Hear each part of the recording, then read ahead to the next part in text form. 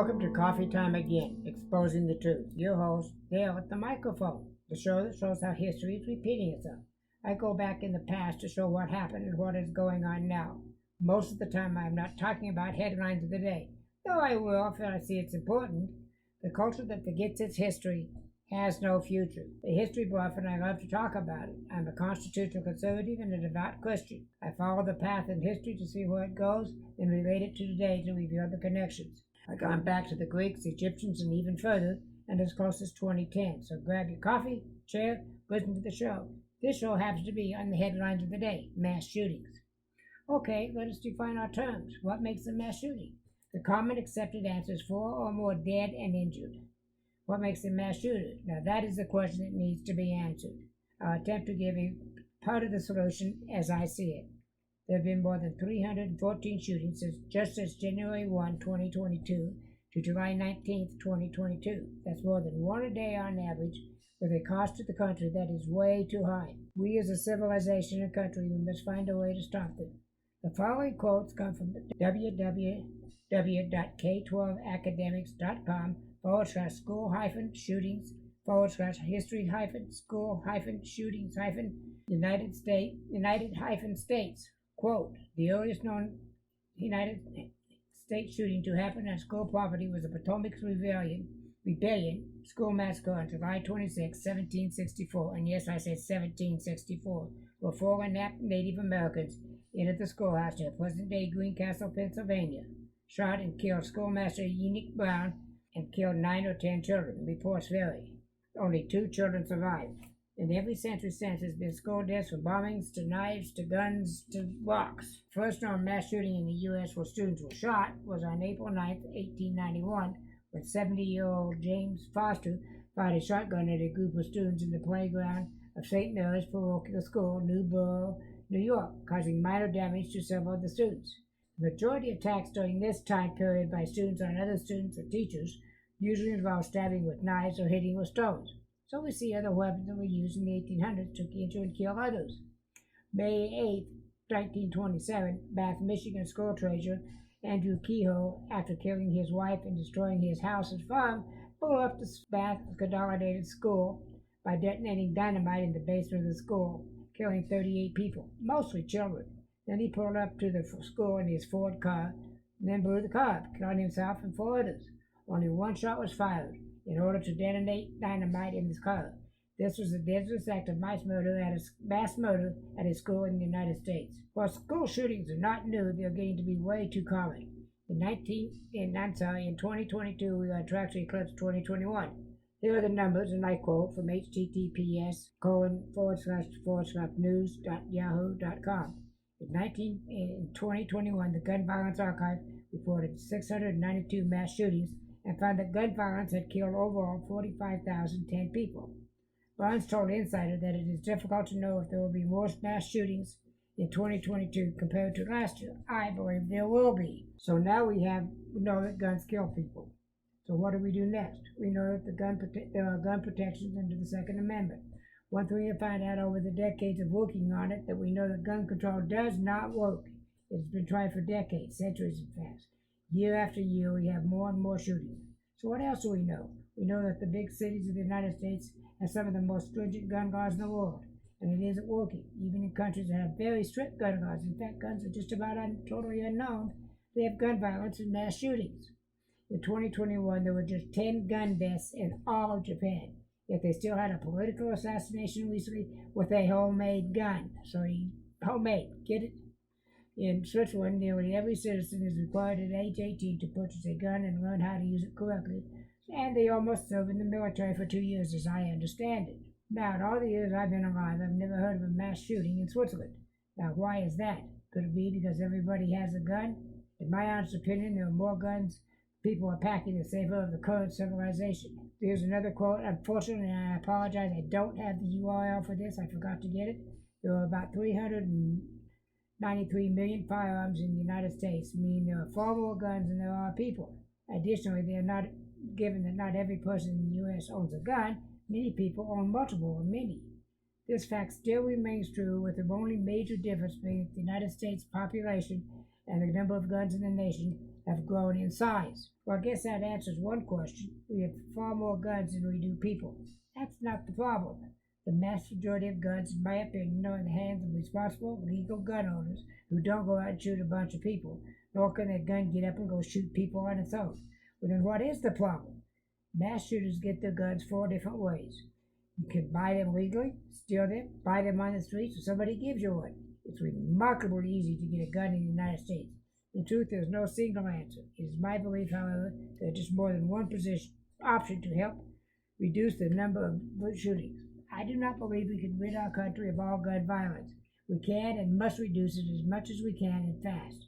To answer my question about the problem, are persons who should never have any weapon, whether it is a gun, a baseball bat, a knife, or even a rock, because it can be used to kill too. The ways we humans have to kill each other is too endless to list. I already said that gun controls do not work, and if it did, there'd be little issue. However, what does work? Smart people, and there's the issue, smart people, have been working on the solution for decades without much success. I have an idea, and some cities have already started to use them, so they're not exclusively mine. The programs have not been used long enough for there being reports or research done to my knowledge, and I was not able to find any on the web. However, here I go out on a limb, and the professor will just have to bite the bullet. By the way, liberals, that's a joke. You got it? It's a joke. And accept the ideas presented. Who are the shooters? Now we get to the meat of the problem, the ones with the guns. The left said it's the guns, in the case of a mass shooter, or it is the person if it is a police person who shoots a suspect. In the case of a black person who is killed, it is a murder, or says the black community. In most cases, it's probably true. However, what happens when a black kills a black, as happens in Chicago almost every day? Not a word is said about all that mass killing. The left and the progressive want to have it both ways. One, it is the gun. Two, it is the person. I say it is just the person. However, how can someone just take a gun and go shoot up a store, school, workplace, or home? We humans have been killing each other since Cain killed Abel. With a rock, I might add. Now it is time to reduce the number of mass shootings, and I suggest we start with the human, with the killing machine, whether it is a gun or a rock. To start, let us remember there's no such thing as an assault rifle. If I hit you with a rock, then it's an assault rock. Or a knife, then it is an assault knife, is it not? It is the human behind the type of weapon that is the issue, not the weapon. So if I use a pistol or a rifle to assault, it is an assault gun, no matter what it is called, from an AK-47 to a .22 caliber pistol. If all used to hurt another person, then it is an assault weapon. However, in every case of a human being, there's a human being. In every case, if in every case of mass shooting is involving a human, then it's an assault human. Correct? If that is the case, then we need to address the real problem. That is the person, not the weapon used.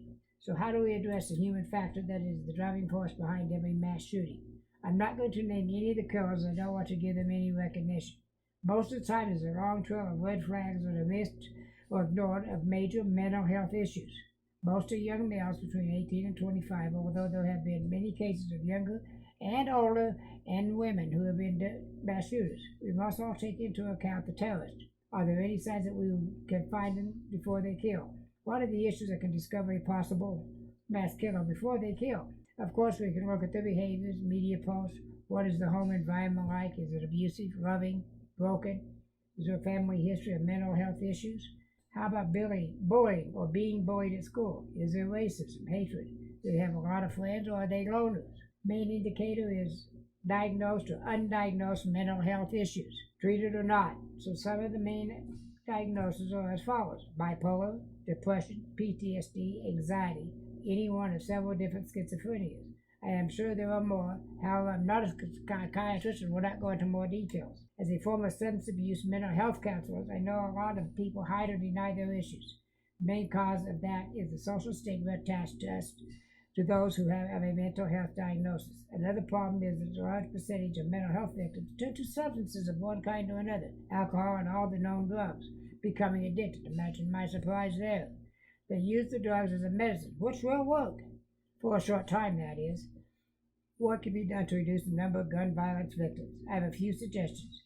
As I stated, not all the ideas are mine. Start by putting peer counselors, and that's the key word there, peer counselors, in the police department to write with the officers.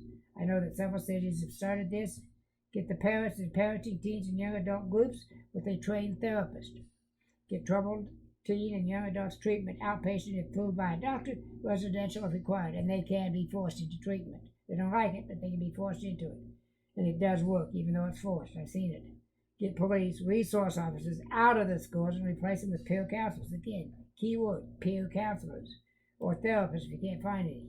My priest disagrees with me on this one, although I believe it can help. Put the Bible and all religious books and holy teachings in school libraries with open access to all students without any restrictions. The teachings of all religions should be anonymous with the reader so wants it. Start campaigns to show the red flags in all medias, especially social media, where the teens and young adults hang out. Let them know that it is okay to intervene where it can be done for the best of all. Start teaching all children from K through 12 about bullying, mental health, at age appropriate, of course. Teach the teachers to watch for red flags and report them to the school's appropriate authorities and the child's parents. Remove children from abusive homes and get them treatment now. I believe what I have proposed will greatly reduce the number of shootings. I do not know how to end them all, as I've said. All the racist, bigotry, hatred will always be with it, as well as guns. So let's work on this, people. Thank you for listening to the show. There are show notes and a place to comment at https://coffee-time-again.lisbon. That's Lisbon, LIBSYN.com/website. I hope that you liked what you heard and what tell others about me. I'm attempting to get a following that both disagrees and agrees with me. I don't want just yes men. If you disagree, wonderful. I'm happy to have you here as a part of the Coffee Time Again team. Keep me honest. I do not talk about the news of the day for the most part. I am attempting to give a history lesson that is just as important about what is going on as the headlines of the day. Please do not hesitate to contact me. Just remember that I want a clean show, meaning no cussing, name-calling, yelling, or hate allowed. You can disagree with me and not be disagreeable about it. If you have an idea for a show, just send me an email at host@coffee-time-again.com or on the comments at the show's website. As usual, please consider supporting the Convention of States, also known as an Article 5 Convention. It's very important to our country. Their website is www.conventionofstates.com. Their agenda is full of wonderfully great ideas, including term limits for members of Congress, and wait till you see what they want to do with the budget. So it's just absolutely wonderful. Get a hold of them, check them out, see what you think. Support me and help keep this alive at https://glow.fm/coffee-time-again. And thank you again for listening, and I hope you have a marvelous day.